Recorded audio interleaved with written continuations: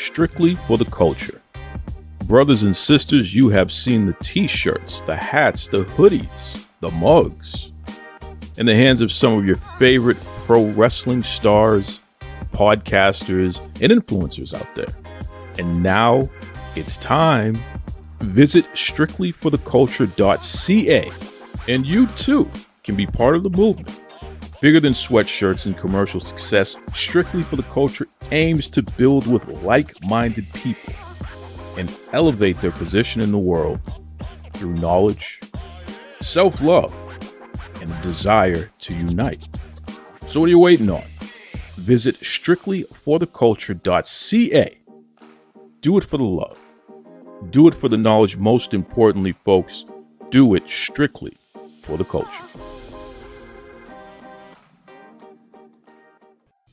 You're locked in. Look at what we have here, folks. To the only show that matters. The cream of the crop. Duke loves wrestling. And there is no one that does it better than your host.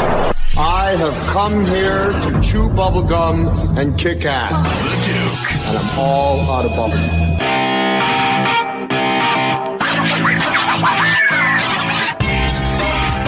My name is Leigh Bursey, Leigh, and I'm a 36-year-old first-time homeowner, married in 2021, former homeless youth, former municipal councillor, former mall Santa, former drag queen, part-time pro wrestler. I've written children's books. I work in, as a chartered housing professional, work in housing and homelessness with chronic homeless people, and I'm a massive mark and a huge wrestling fan for most of my life, and actually I genuinely give it the credit for teaching me to read.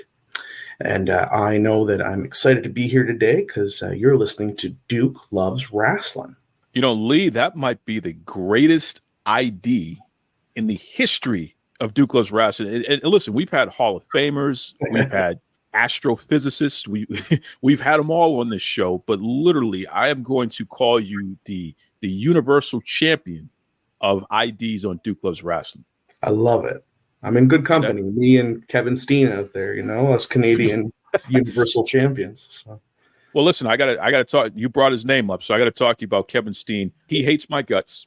Really? Doesn't like me. He blocked me because years ago, when Will Ospreay and Ricochet had their little series of matches, and everyone was talking about how crazy this was and what have you, I made the comment that it was a nice display of athleticism, but in my opinion, it was not pro wrestling.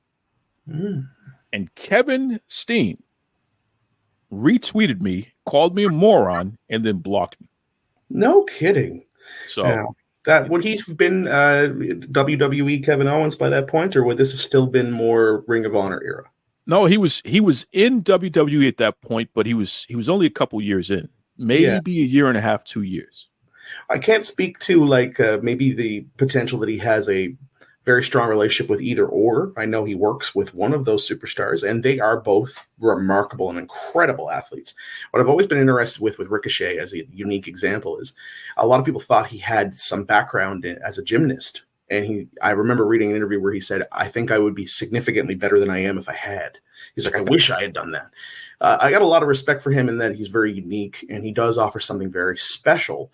But at the same time, and this is where I'm going to be at odds with, with Kevin here, I tend to agree with you. And I don't know that I might be a little more diplomatic. I don't know that I would say it's not wrestling.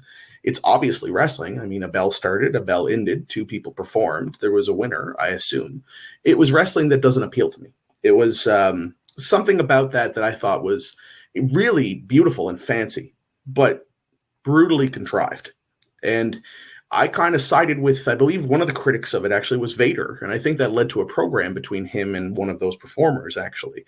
And, I would remember watching Vader's moonsault. And I think he was probably the first I ever recognized doing it. No doubt I probably saw Shawn Michaels do it first. But I don't know that it ever registered to me because Shawn did a lot of beautiful, fancy things. But he did it very articulately and mixed it with something that still felt very emotional and very hard-hitting. Shawn was a unique character. But when Vader did that moonsault, that stood out as oh my God moment. Holy crap. That's where those chants come from in the ECW arena. Whereas I don't know that anything about that stimulation fest made me go, wow, other than I was very impressed with the timing and the delivery. But I don't know that there was a single moment of emotionality between that entire trapeze act. And, Kevin, as, I look at as kind of an enigma. And, as a proud Canadian guy, I'm a big fan of Kevin and Sammy as performers. And Kevin has always been a gentleman to me when I've met him. Sammy even more so. They're generally universally liked and beloved performers. And my dog's introducing himself here. Apologize, but he's a tag team partner. It's just how it goes. But I don't know. Like I'm as someone Kevin is all about displaying emotion, and a lot of what he does is about being hard hitting and delivering things that feel very real. To see him object to your comments, I think he's almost the antithesis of that type of performance. Well, and that's why I was taken aback. So I'll just say this. Kevin Owens, you're a punk. I don't like you. You've been riding Sami Zayn's coattails your entire career. And just like Lee's dog objects to you, I object to you. You know damn well that nonsense that Ospreay and Ricochet was doing was not pro wrestling. It was flippy dippy peanut butter skippy, but it wasn't pro wrestling. So pull up your skinny jeans, Kevin Owens. That's right. Lee, you're my kind of guy because you actually have taken the time to form an opinion, and it's a well-defined opinion, and no one else is influencing your opinion beyond you. You take a look at the facts, and you compare it and contrast it, and you come up with something. Why is that such a lost art today? It seems like a lot of people want to go with the in crowd, and they'll change at the drop of a dime when the in crowd changes too. Why do you think that is? I'm not sure. I think it's more the immediate gratification piece. I think that's the thing I notice in social media and internet movement as it's expanded. I often think to myself, what would, and this is the best way to put it, what specific to IWC, and I'm trying to find the appropriate words to make this have impact. How would today's generation of clickbait keyboard warriors respond in real time to Steve Austin versus Bret Hart in March of 1997? What would those same performers, what would their star ratings be? And I'm not talking about Dave Meltzer's. He's been doing this for years, and that changes on the drop of a dime too. I've got my criticisms. I mean, just generally, what would the audience's response be? And then to take that even a further step back, what would the audience, or how would the modern audience that is live tweeting the match, and I do this too, who's live tweeting the match as it's happening? So no doubt we're missing something. You can compare it to if there's subtitles in a movie. At some point, you're going to miss a key detail trying to focus on the nuance. What happens in that respect to matches that have defined generations, such as just a year before, Bret Hart with another classic against Shawn Michaels in a 63-minute Iron Man match? Would the consensus today be the same that match is classic?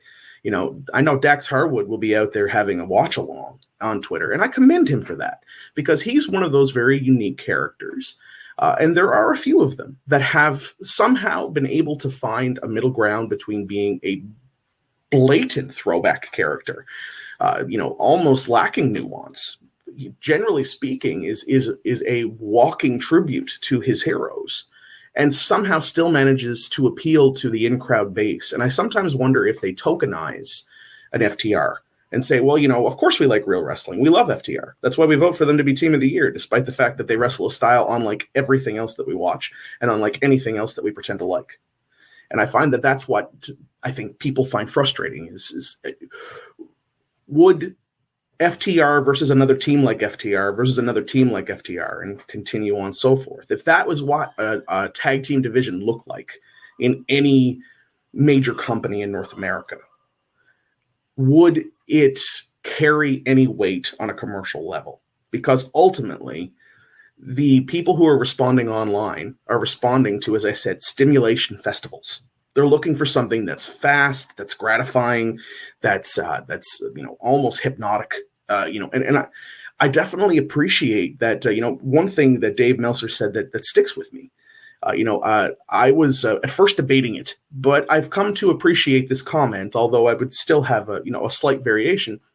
If anyone was to ask me who I think was the most influential performer of this generation and last, or within the adult lifetime at 36, I would have said Shawn Michaels, while he would say it's Rey Mysterio, not even close.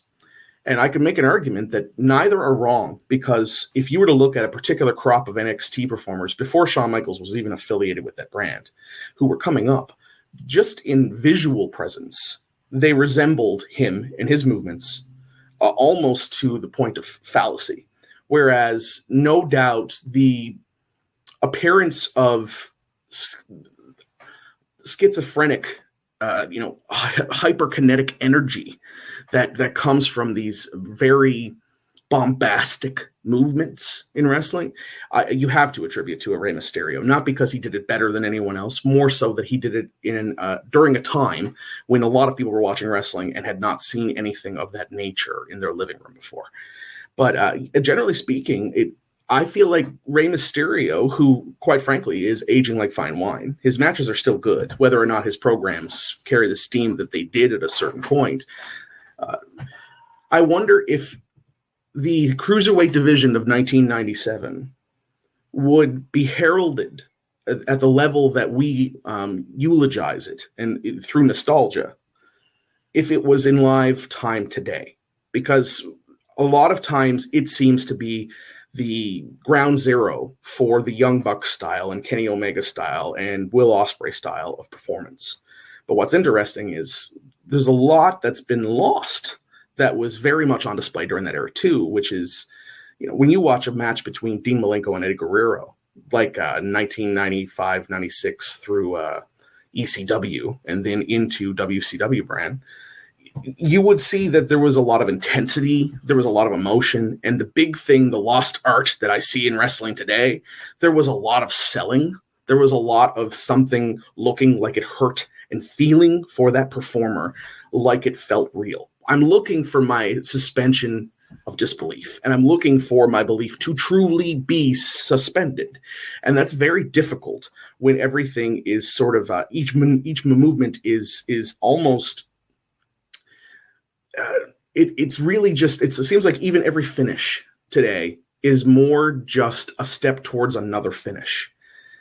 There's no protecting that art form. And the reason why I use Shawn Michaels as an example is because no doubt he's Adam Cole's favorite wrestler. There's no ifs, ands, or buts about it. He's Johnny Gargano's favorite wrestler as the WWE answer to that. And there's an entire generation of people out there, much like the Young Bucks, who are doing super kicks all day long in every match. And the audience is calling super kick parties, and they're having a blast with this concept, and they're getting into it. And you hear, oh my God, holy F, this is great. That was awesome. And everyone's living for those chants or the tweet that reflects that chant.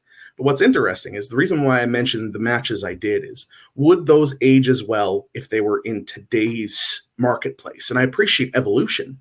I understand that, interests change and things become different. But when the super kick that all of them are emulating was a one time in a significant moment in a well-told theatrical story of an athletic match, and it was the finish, that one boot to the chin was enough. I often wonder if I was watching Shawn Michaels and he wasn't Shawn Michaels, but you get the point in terms of the analogy. If I was in the Outer Limits parallel universe and he was a performer today, the same maneuver that inspired all of these cats and characters to put on these really spectacular athletic performances, that match would never get the 5 stars. It would never be heralded as a success. It would never be looked at and reminisced upon in some nostalgic, powerful way. We wouldn't be talking about the boyhood dream, which was in 1996, March 31st, in Anaheim, California, in front of 15 to 17,000 people. Why do I remember that? Because it was important in that moment. Today it wouldn't be, because he only did one super kick, and someone out there would say it looked weak and he's too small, and someone else would say they hate that style of wrestling, and someone else would say that particular person does it way better. And if he was with the wrong affiliated brand, then there would be an entire subset of this audience that would dismiss that match to begin with. And they'd never give it the time of day, despite the fact that it is the template for so much of what FTR and Adam Cole and Johnny Gargano and Will Ospreay are doing. You can't think of a better, matching of performers really in terms of mid-sized contests in history than Bret Hart and Shawn Michaels. There's a reason why A&E biography is successful. There's a reason why the network was successful, and there's value in Peacock, because there's a growing audience of people who are aging into their fandom, who can appreciate how powerful those stories were in those moments. But that's being missed because right now the clickbait is the center focus of the story. It's how can I get the most instantaneous pop? It's not how can I tell the most meaningful story. And that is the lost art. And that's what's making this entire generation. And this is not a criticism of an AEW specific or a New Japan specific. I'm watching the same happen in NXT. I'm watching this in the entire crop and generation of performers that are coming, where I don't think Jake Roberts would get over today if he was just using a DDT as his finish. Meanwhile, there was nothing more important in wrestling than that DDT when he made that signal to that audience. They bought in. But that was after a psychological contest. That was after telling a story in a meaningful, passionate way. And I see that. Don't get me wrong. It exists. We have some of the most incredible athletes in the history of this industry at this moment. And they're probably in healthier places than they've ever been. I'm not looking for another person to be a strung out Jake Roberts. But it doesn't change the fact that the reason why we are still, even the guys who are the new template, the reason why they're putting up the Too Sweet Wolfpack image even today is because there was something significant to this era of wrestling. That this era of wrestling was about telling a story and protecting a partner and making a dollar and investment. It was about taking it to the pay window, like Dusty Rhodes used to say. Today, it's about how do I get the audience to pop and continue to pop so that they tweet about me? And as long as it's about being the cool kid and participating in this process, you're going to have a brand new audience of people who believe that the entire art form is about popping and tweeting. And as unfortunately, that's going to be fly by night because it's unsustainable. The performers who are watching today, who we love or that we become attached to, they have a shorter shelf life. And the reason why is because I think it was Jim Cornette, to be fair, who said this best. And he deserves some credit because he's been more right than wrong a lot of the time. It's in an industry about making something look real and painful, but taking care of someone and making it safe. It has never been more unsafe and looked more phony. But if I'm interested in Michael Bay movies and I think Transformers is the greatest film, and I don't want to watch Godfather Part 2. I don't want to watch Goodfellas and The Long Cut, with And Then He Kissed Me as we're going through the back of the restaurant. And if I don't value the art of the entire cinematic experience because it's just not stimulating enough, and I'm looking for something that's instant in my gratification factor, obviously it's not going to appeal to me. And that's the challenge is we have performers who are going out of their way to either inject humor almost to a fault. Not everyone can be R-Truth or Danhausen. There's a lot of performers who, when they inject humor into their stories, it absolutely mercilessly kills not only the gimmick, but also their longevity as performers. It kills my suspension of disbelief. Whereas when I'm sitting at TakeOver Toronto, when I'm watching DIY versus The Revival, FTR, and they have that moment where both wrestlers are in the submission hold and the one who's the legal member wants to tap, and his partner reaches across the ring and grabs his tag team partner's hand because he refuses to concede. That takes me back to Chris Benoit at Fall Brawl 97, in the middle of the War Games match. When they say, Ric Flair is getting beaten and decimated by the NWO and the Horsemen are handcuffed to the cage, and they say, do you want to quit? Because that's the stipulation. Someone has to submit. Do you want to save your friend and your idol and your hero from this beating, or will it continue? And Benoit spits in the microphone in defiance, and you feel that. When CM Punk is smashing that bottle of Jack Daniels over the head of JBL, when JBL says he couldn't wrestle a man that he couldn't have a drink with, and JBL screams, bloody murder, while CM Punk calmly says into a microphone with distinction, sometimes it's what I don't do that makes me who I am. That's the reason I own his t-shirt, because it's not about that moment of stimulation. It's not about the action. It's not about the bottle exploding on this person's forehead. It's about telling a story that I relate to, that gives me something that I can hold on to. I don't feel that when I watch a Young Bucks match. But for those who come from a generation where everything is 5 minutes or less, and the commercial is sometimes the best part of the sports game, and there seems to be more fascination with who's at the game than who's playing the game, what am I expecting from this audience? I'm looking for a retweet myself, so I can't be super critical. But I can honestly say that, do I think it's poisonous? Yes, because I bet any money someone would look at that Iron Man match and say, that crowd's dead and those guys don't know how to work. Well said. Well said. You covered the gamut there. And I love that, Leigh, because, again, you're somebody who has taken the time to form an opinion, and you're using facts in order to get you there. So I want to switch speeds for a second here, because the big thing trending right now is the fact that Maxine Dupree in the WWE, she was booed at a house show. Fans telling her that she's not a good wrestler and all that good stuff there. You're somebody who's been an elected official. Mm-hmm. You are a government official. You're a housing advocate. You're somebody who has dealt with the pushback of people critiquing your job performance. Yeah. And whether it's accurate or whether it's contrived, at the same time, at the end of the day, you've gotten direct feedback in the moment as you're doing your job.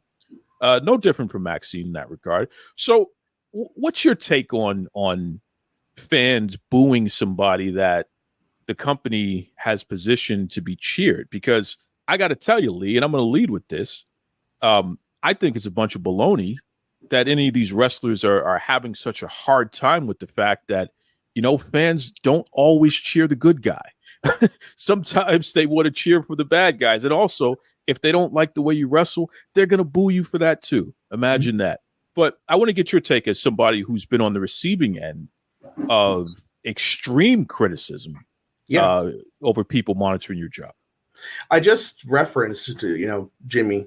I referenced James E. just a minute ago, and he had a beautiful comment about this, which is, she seems like a beautiful, very athletic, very nice person. I just don't ever want to watch her wrestle. And I thought that was, about the soft and diplomatic as I've ever heard Cornette be about anything, frankly. But, the reality is the libertarian part of my personality says those fans paid their good money to boo, cheer, and piss on whatever they damn well please. And I think that any reaction is better than no reaction because it's a real-time response. The best part is it was in a house show. I shouldn't know about this. I should not know that happened.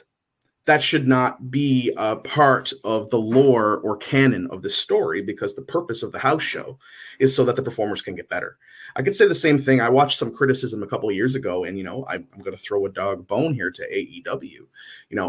I saw people being very critical of, I think it was Anna Jay and another performer at a house show, in the very few house shows that company put on, criticizing that these people don't know how to work. And all I thought to myself is, if you were to listen to any of the veterans that we, like I said, eulogize nostalgically and hold in such high regard, they'd be the first ones to tell you that they were working for nothing and working for table scraps and working in crappy bingo halls, that it took a time for that arena to become something of significance in the lore of this business. For a long time, it was also a proving ground in this business, and that's why we were so fascinated. Steve Austin is a natural talent who put on incredible matches, and someone saw that value in him and wanted to work with him. And Brett puts him over without him even going over, just gives him that platform, and then someone else latches on to that naturally.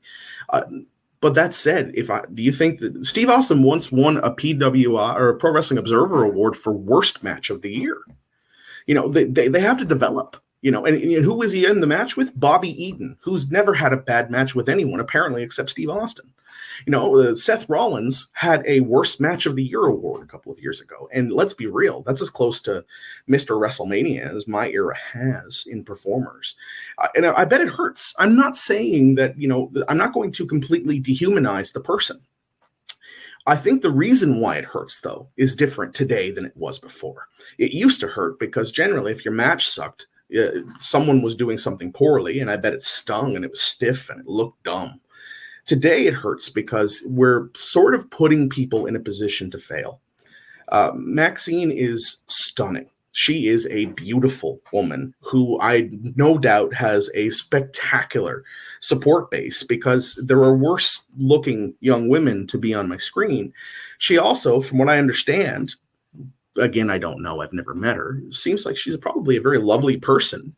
And I will give her credit if you were to look at some of the clips of some of these matches that she has had. I think she's had 15 in her entire career, might I add. Some of the movements that she's pulled out have been kind of impressive and awe-inspiring for a second. The potential is there, so I won't use the Jim Cornette-ism here of never wanting to see her perform.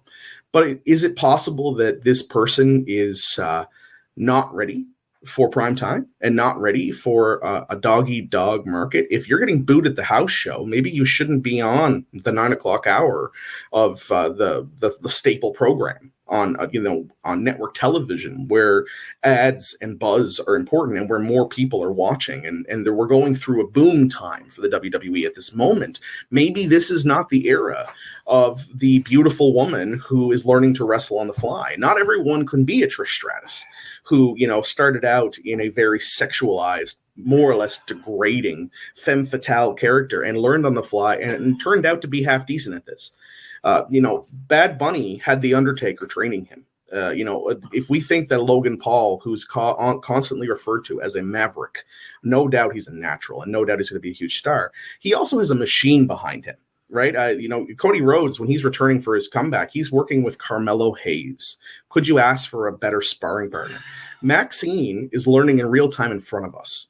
So part of me wants to be sympathetic to her, because ultimately she very much like another very popular superstar was saddled with a pretty crap gimmick. She was put into a place where, we're watching her in front of a lot of other very deserving talents in a time when more people are paying attention to women's wrestling than maybe any era before it. So no doubt it sucks. And I feel for her in that she probably hasn't had the opportunity to get used to the fans' response. That's the challenge. She hasn't worked in front of the 10, 25, 50 people for a hamburger, where you had to get good and you had to get better. Or as The Undertaker would say on the WWE network, you either got better or you folded. Now, the reality is that she's been put into a position where she has a t-shirt. Now, I just said she has had 15 matches. She has a t-shirt and no doubt an action figure on its way. That is the problem. The problem is that I'm being spoon-fed someone who I'm not ready to jump on board and support. The challenge is how do we stop this person who is a product from internalizing a real-time, potentially crass or visceral response, but nonetheless a very valid one, from deterring her from this industry or deterring other people like her from this industry, because they have their place. And ultimately, that potential will be unlocked over time. Becky Lynch was working on the indies before she became one of the biggest talkers and highest paid professional wrestlers in the world. She was a flight attendant at one point. She quit this industry to be a stunt person and came back to it. She was working on mats. They didn't have ring ropes. Now, Maxine is being fast-tracked through a program, which I'll give credit to the program, has probably produced more successes than duds. The Performance Center seems to be worlds away and far above the power plant of yesteryear. But it doesn't change the fact that when Ron Simmons was training, he was being told to brace his abs while they hit him with plywood to strengthen his callus. She's not going through that.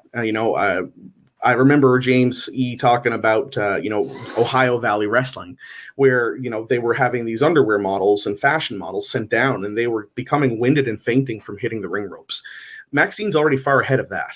So the potential is there for, but, I appreciate that you have a united locker room of people who came out to support her. I think that is very wholesome. I appreciate someone, Rhea Ripley, who, is a phenomenon and a massive star and a sex symbol, but also a very much a symbol of strength and talent, can come out and support this person and sort of give that culture check. I don't think that's a bad thing, and I don't think it's baloney, if I'm being honest, Duke. I think that I like the united locker room, and I also like that we should be compassionate as a society. But the other reality here is that audience expects a certain level of talent for their dollar. And when I go see a band that I've loved my whole life and could not wait for that moment to see them, and the performance is shit, I'm going to tell them so.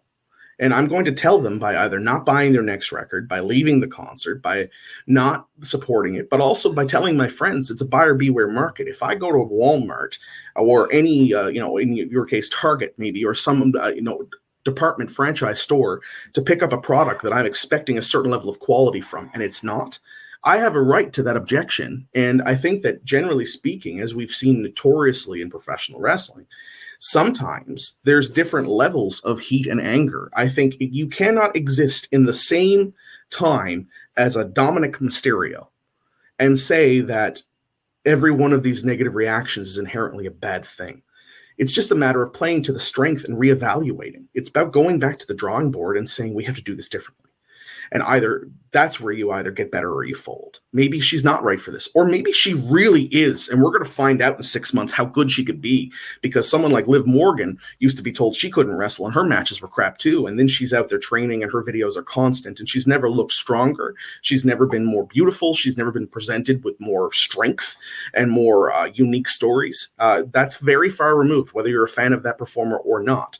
Very, very far removed from the girl with the blue tongue in the Riot Squad, or the pretend, urban Jersey girl of NXT.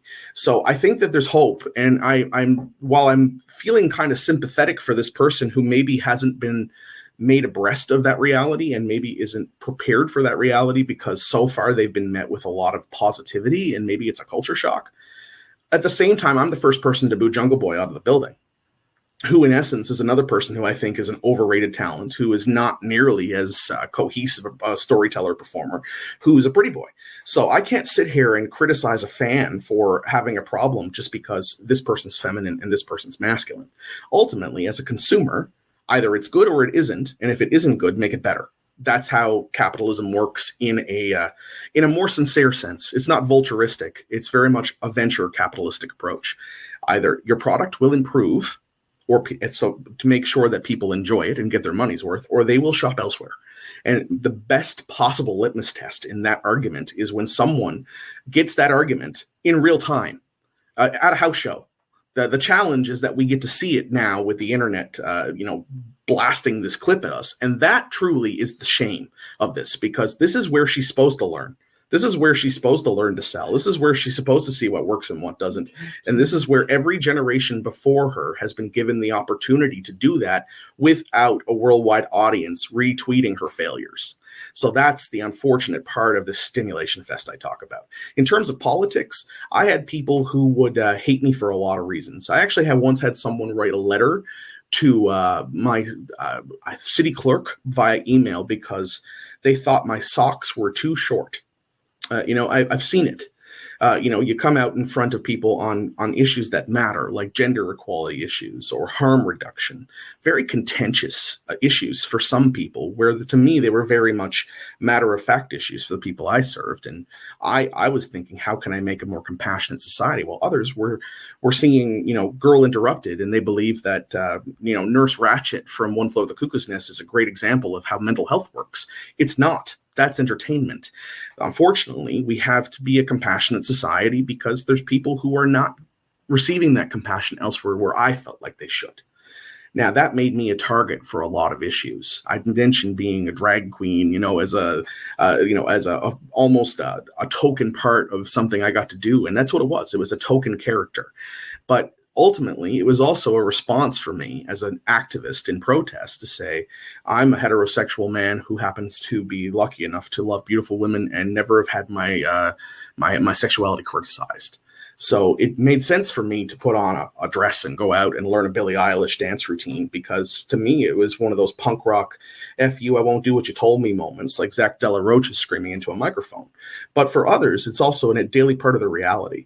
So, I mean, generally speaking, you're going to learn in real time if something works or it doesn't. But that doesn't always mean the negative response is a bad thing. If anything, it should be feeding us to reevaluate why we like something or why we don't. And ideally, in her case specifically, they're not booing her for the purposes of getting heat. They're not booing her the way they would boo Scott Hall in the NWO because he'd say something and it would snap. They're not booing them like they boo MJF. They're booing her because they think she's trash And unfortunately, at this moment, their argument is more valid than her performance indicates. It doesn't change the fact that if she takes that Dominic Mysterio approach and owns it, and she continues to get better, and you're going to have someone who's going to throw that clip up in the air and constantly pummel it on social media feeds for the next 2 years because they've determined and decided that it's popular to hate this girl.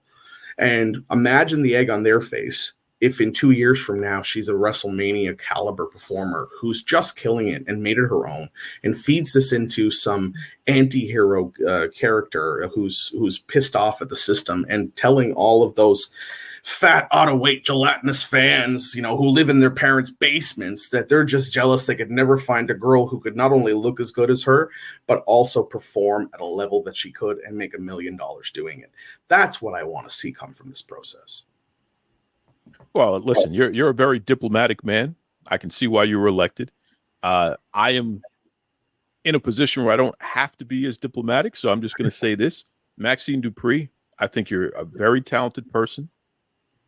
You have your own clothing line and you're into fashion. I think that's cool. From what I've heard, you are very excellent when it comes to meeting fans face to face, and the kids love you and all that good stuff. So the person behind the character is solid. No question about it. As a wrestler, I literally am going to line up and boo you every single chance that I get until you learn how to wrestle properly. Because right now, you're a liability. You're ridiculous in the ring. They shouldn't put you in the ring. Triple H, I would fire you if I was in charge for putting that young lady and her opponents in a position where somebody's going to get hurt, and also for stinking up the joint, putting somebody in the ring like that who's clearly not ready. So you fast-tracked her. You set her up to fail, just like Leigh said, very diplomatically. But I'm going to be far less diplomatic and say she has no business in a wrestling ring wrestling. And I'm going to boo her, and I'm going to enjoy every second of booing her until she actually learns how to wrestle. That's fair. That's right. I can respect that. But at the same time, I'm going to get you in trouble, Leigh. booing her based on the idea that she's an unsafe worker. But, I'm booing an entire subset of the wrestling industry for being an unsafe business. Right? I love that. I loved ECW like everybody else because it was this maverick cultural phenomenon. It was the renegade, the island of misfits toys, as Taz would say. Some of my favorite moments. I watched a match one time. Was it Ty Jerry versus Steve Corino? This was towards the end of ECW. And I remember showing this to a friend who had never watched an ECW pay-per-view. And I said, watch this. And he was like, that was fantastic. Holy shit, these guys are amazing. What happened to Steve Corino? That guy was solid. And all I thought to myself was, yeah, you're right. And what was special was that in any other setting, it probably would never have been as meaningful as this person is seeing it. It's that audience that's carrying this, and it's renegade and it's cool. But ultimately, it also killed the injury angle. You can't very well be Bobby Eaton at Smoky Mountain, taking time off because he's having a kid or he has a wrist injury when you've got the Sandman being crucified on the other station. This is a famous analogy, but there's a reason why. Ultimately, it probably did more harm than good in that the bulk of that roster is dead. Ultimately, it did more harm than good because it wasn't a safe business. And that doesn't mean it didn't have its place, but there were definitely steps that could have been taken. We could have avoided Chris Benoit scenarios where we have this incredible performer who, by all intents and purposes, at different points throughout his adult life in this industry, most people respected as a loving husband and family man. The deterioration of him was in real time, and it was based on a variety of factors that included head trauma, that included painkiller abuse, that included all of these different dark sides of this industry like we talk about. But I could make that same argument today when I watched, I went to the first, was it not All In, that was the independent ROH supported event by those elite boys. But that first, was it All Out? The first pay-per-view that they had in Chicago when they were a company, and the show was about to premiere and the audience was into it because the internet buzz was there. I went to that to watch them crown their first world champion, and it was Chris Jericho and Hangman in the main event, which by the way, stunk up the joint, and it wasn't even necessarily their fault. I just remember it sucked. I'm not going to lie. But there was a lot of cool stuff there, don't get me wrong. There was some really great talent there. But I just remember this one particular match that made me almost vomit. And it was this It was the Pentagon Junior, the two tremendous lucha talents that they have, the tag team there. I'm not sure their names. I don't want to say something obnoxious and mispronounce it. Versus the Young Bucks. And I had never seen a Young Bucks match in person before, but I'd seen enough clips online to know that I was already annoyed. And I'm not going to call them Cucamonga kids and put them down and denigrate them like a lot of other people who I've already referenced in this program. But what I will say is that anyone who looks at that and says, this is innovative, look at these guys, they're saving tag team wrestling. Okay, let's be real. They are a very bad Midnight Rockers. Ooh. And they are performing at a level very much like a very intoxicated Hardy Boys. And that's how I perceive it. That doesn't mean they don't have talent. Generally, I shouldn't be speaking and saying that because it's not based on fact. I don't know that a bunch of the performers they've worked with are injured or have long-term disability because of their behaviors. What I will say is this. When I watched multiple super kicks and the most repulsive level, I think there was like 5 back-to-back or maybe more Canadian destroyers. Poor Petey Williams. Jeez, man, if there's anyone I feel for. And Canadian destroyer off of a ladder through a table just to watch that same performer who in essence should be, if this was real and you're trying to suspend my disbelief, should be knocked out of this contest. Paramedics should be checking on him. And he should probably be taken to a nearby medical facility. And I should be getting an update from Tony Schiavone in 25 minutes online about this character. Instead, he hops back in the ring and delivers another super kick, followed by another Canadian destroyer, followed by another table spot, followed by another ladder spot. The fact that they haven't had more significant injury with this particular art form. And I recognize it's gimmick tables and they're professionals and kudos to them. But if I'm going to pick on Maxine Dupree, because I've seen a couple of, sloppy moments in her performances and she's a liability. How is she a liability and this crap isn't? Okay, I once watched Kofi Kingston kick The Miz in the head on, I think it was like a main event or something, and he won the Intercontinental title, and Miz walked around for weeks with this big gash on his forehead that he had sewed up. He's a tougher guy than people give him credit for. There's no way you watch that first Hell in a Cell match from Bad Blood 97, and you don't see the physical toll that Shawn Michaels was taking on his body, bouncing around at the way he was for The Undertaker. And he was a bloody mess. And whether he was blading or whether he was just caught on ragged edges, the facts are that they somehow managed to do that in a more or less safe way. Whereas I look at this particular performance and the backyard wrestling mud show. I don't know how to use terminology that doesn't sound like Jim Cornette. It kind of bothers me because I find his opinions, while very entertaining, generally very crass. And you're right, I am diplomatic. And it's not in my nature to completely obliterate someone. I like Danhausen. I recognize it's a gimmick and it's foolish. But the difference is I recognize that. I'm in on the joke. When I look at these guys and they wouldn't exist if the Hardy Boys didn't exist. They wouldn't exist if the Rockers, the New Rockers, the Midnight Rockers, whatever terminology. And it goes back ultimately to the Rock and Roll Express. They are re-envisioning a gimmick, and it's become generational. And in the process, they killed everybody's finisher.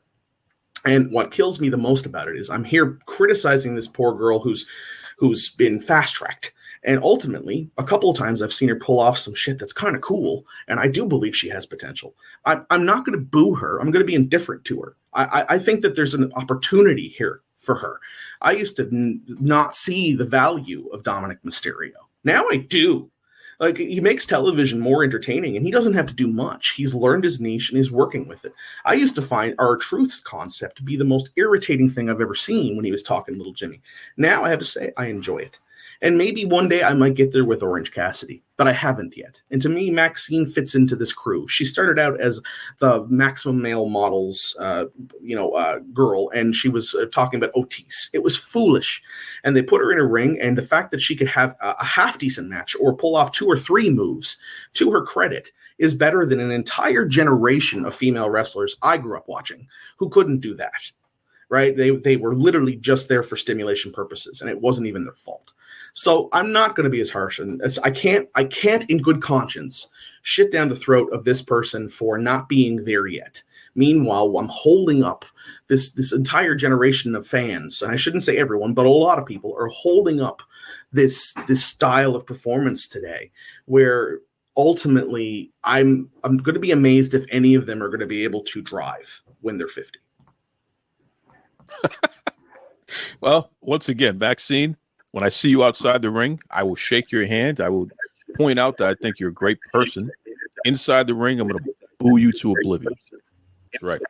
Listen, Leigh, you're a guy that is a true wrestling fan, and appreciate you coming on the show. It's kind of interesting how you and I found each other on X through all the muck and what have you here, but I really enjoy you coming on the show. Definitely want to have you back sometime, man. If anyone listening wants to keep up with you and talk wrestling with you, what's the best way they can reach out to you? Well, if they're following you, I'm always clapping back at your stuff, so they can just clap back at me, and that's totally cool. I got no problem with that. By all means, the handle's there. It's at Leigh Bursey, Leighburcy. But realize, when you follow me, you're not just getting wrestling. You're going to be getting social justice. You're going to be getting housing and homelessness advocacy. You're going to be getting some pretty stern opinions on some universal things. You might not agree, and that's okay. But one thing I more or less demand of anyone that I'm interacting with is a certain level of decorum. So if you want to be friends, I would love to be friends. We need more friends in the world. This unique relationship started based on a couple of entertaining exchanges on Twitter. X, whatever the hell it's called. So I would love to interact with you. I'd love to learn more about your fascinations. Maybe you could win me over on the Young Bucks. I mean, I'm all for it. Let's hear it. But generally speaking, I mean, I love this industry. And one thing I wanted to touch on just before we signed off, because I know I've more or less filibustered here as your guest. I'm very passionate about this, and you've just given me the reins. I really respect that. 20 minutes turns into 45 quickly. I did mention at the beginning about wrestling teaching me to read, and that doesn't make sense to anyone who's not gotten context to it. I used to have a stammer and used to be a very poor public speaker and was a late bloomer when it came to reading and writing. There was concern maybe I had a learning disability, or it was just anxiety, and I was a shy kid. I was always talkative and friendly, but generally only to people I felt safe around. And I had trouble interacting and making friends. And, I remember trying to read Goosebumps after a Scholastic Book Fair and stammering and struggling so hard that the teacher's like, maybe we'll revisit this another time. And being incredibly embarrassed. That's a core memory from like grade 2. And I remember 1996, not exactly a boom time for WWF performance in television. I came up in poverty, and in Newfoundland here, there was a dramatic recession. It was the largest mass layoff nationally, I think, in our country's history. And a lot of people were in significant depression. Our fisheries had, a moratorium, and people, entire communities that lived off that were struggling. And there wasn't really a job we had on the island. And everyone was starting to head west, chasing tar sands and natural resource development, looking for opportunity. And I had been trying so hard to make friends. And one thing that I noticed a couple of the kids who I thought were cool in my after-school program seemed to be really into was the storyline between Bret Hart and Shawn Michaels leading into WrestleMania 12, and Roddy Piper and Goldust, and Diesel's he was probably like that first cool heel for a while. And I didn't know a damn thing about this stuff, but I remember having one of those wrestling buddies of Hulk Hogan when I was a kid. So I was like, okay, I'll give this a shot. And just as I was getting into it, we had our cable cut off. I couldn't no longer interact with my friends that I had just made. I wasn't able to see the program except on NTV, which is Newfoundland Television, on Saturdays a week after it aired to begin with, because I could never stay up that late to watch it. We're in a different time zone. And all of a sudden, this one thing I used to have to relate to people that I was just breaking out of my shell was gone. And I remember my grandmother thinking, aha, I have just the thing. She's like, I walked by a drugstore the other day, and she saw Shawn Michaels on the front of that WWF magazine, and it said, the boyhood dream has come true. And she brought that home to me, and she said, tell me what happened. And I could tell her some things I could extrapolate from pictures, but it was, no, I want you to tell me what happened, Leigh. Tell me. But I don't know. I didn't see it. She's like, it's right in front of you. Tell me what happened. And all of a sudden, I'm up late at night sounding out snap mirrors and sharpshooters and super kicks.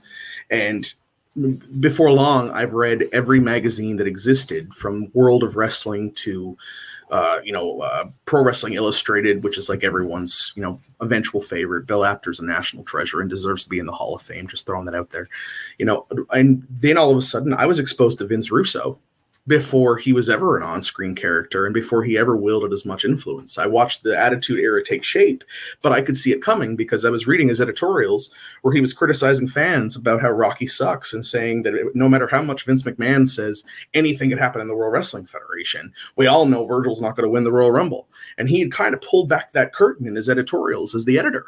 And admittedly, I was impressed. Admittedly, there was something about his character, at least at that moment, where I felt like he might have been ahead of something, that he was in on something I wasn't yet.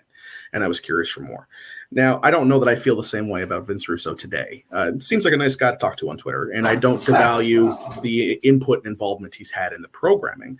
But the Crash TV stuff, we remember it as being way more special and significant than it was. It was a mixture of great talent and great moments and a cultural shift that he just happened to have been able to predict 6 months ahead of schedule. So I wouldn't call it quite a visionary. He basically just watched ECW.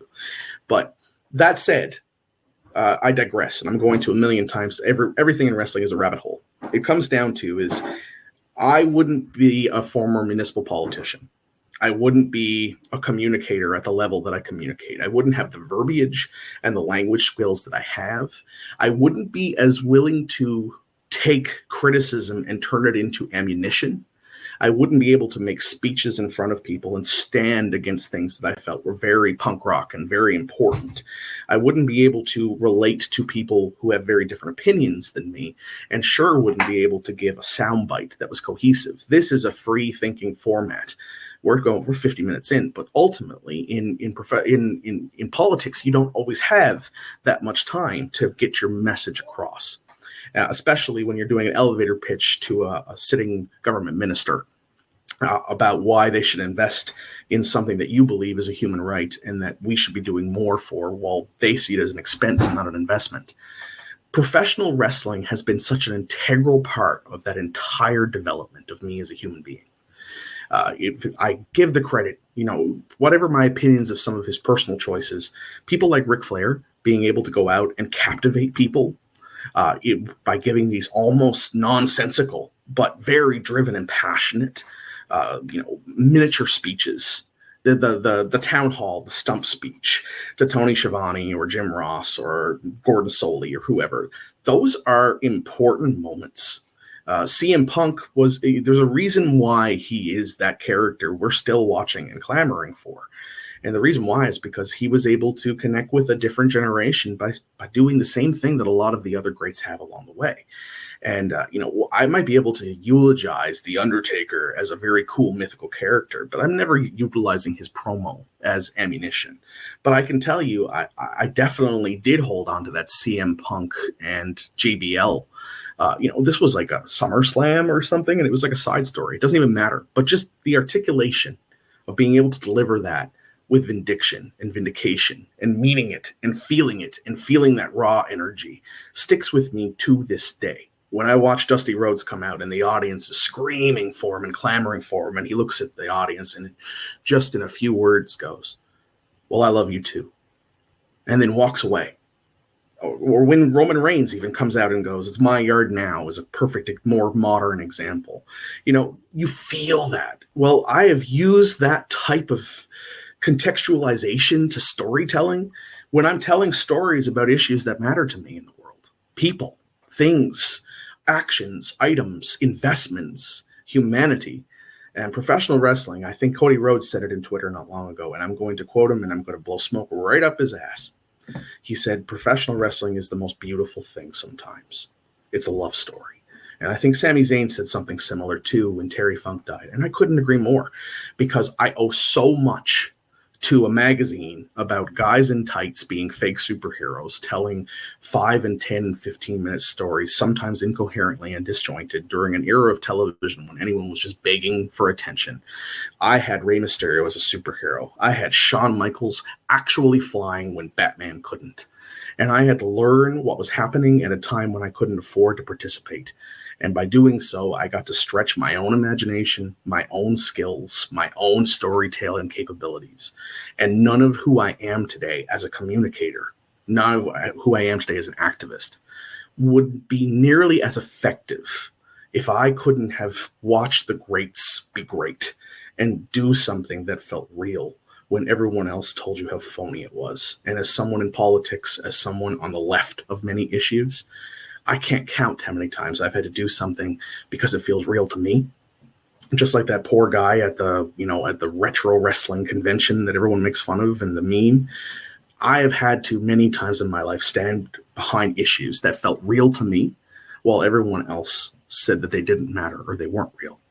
And I think that professional wrestling is the most beautiful thing when it's done right. And I just needed to contextualize that story because ultimately I didn't want to leave your listeners thinking that I'm here watching some type of graphic with and trying to read the wrestling match while I'm watching it. No, it's reading the room and understanding the story. And I think that being the medium of your message is such an important thing. So I wanted to make sure I filled in that blank because I think it's the most significant part. That's why you and I are talking right now. It's about the idea that as grown men who do real things and pay real mortgages and have real responsibilities, the idea that we can get lost in something that should be on face value so foolish and so ridiculous. And we see it because it's artistic and we see it because it's passionate. And ultimately, we don't want the people that we're watching to actually hurt each other. Part of the fun of being in on it is that it's not as combative and dangerous as that. It's just an opportunity to escape the world when the world feels heavy. And ultimately, as a public servant and a community activist, I've been trying my best to spend my life helping a lot of people escape realities that feel very heavy and make things better. And I think professional wrestling as a love story, I wouldn't be able to read or write my own name had I not watched Vince Russo make those comments in an editorial about Die Rocky Die and Rocky Sucks 2 years before he was The Rock. Let's talk hydration. See, I carry something to drink with me every single place that I go because I am concerned about being dehydrated. It runs in the family. Everything from dry mouth, dizzy spells, fainting. It's pretty serious. And I've tried all the different types of waters and sports drinks. Let me tell you something right now. Liquid IV. That has been the most efficient at keeping me hydrated and doing so pretty quickly. Okay, Liquid IV has 5 essential vitamins and is 2 times faster at keeping you hydrated than water alone. And I'm serious, man. Everything from vitamin C to vitamins B3, B5, B6, B12. Liquid IV also is non-GMO, so it's free from gluten, dairy, soy. So for all you folks out there with food allergies, this may be right up your alley. And I know what you're thinking, but how does it taste, Duke? Well, it tastes pretty good. Okay, we're talking my favorite in pina colada. They also have tropical punch, strawberry, new flavors like sea berry and strawberry lemonade. You can enjoy this stuff, man. But don't take my word for it. I want you to stop what you're doing right now and head over to liquidiv.com. Use the promo code Duke Loves Rasslin so you get 20% off your entire order. I mean, anything that you order on liquidiv.com. So what are you waiting for? It's time for you to shop better hydration today. Use the promo code Duke Loves Rasslin over at liquidiv.com. Save yourself 20%. Stay hydrated. Most importantly, enjoy life. That's right. Now let's get on with the show. Be kind to yourselves and be kind to others. Take it away, Tony Schiavone. This is Tony Schiavone, and we're desperately out of time on Duke Loves Wrestling.